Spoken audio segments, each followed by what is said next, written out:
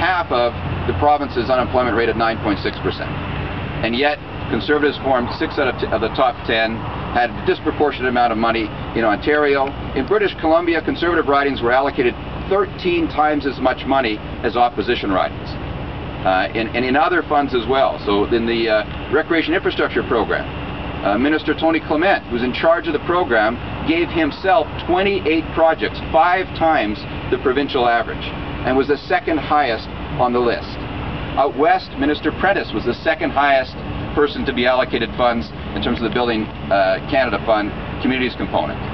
And in every instance, it's not about Liberal ridings, NDP ridings, or Conservative ridings. It's about Canadians being let down. This is a trust to borrow money to say that you're going to build something. Parks in Burlington, necessary bridge and road and other improvements, and then to not do it because you find other things more important. And then to try and create an impression. Every single project has now been told they have to put up Conservative signs to say that there's an action plan in progress. We know about a $34 million advertising program. And these things add up to, we think, a breach of trust with the Canadian people. And we think that Canadians need to interest themselves in their own communities. Is their money being used well, or is it being used to further and advance the interests of Conservatives? And we think that Canadians have passed the point of putting up with pork barrel politics, particularly in the middle of a recession.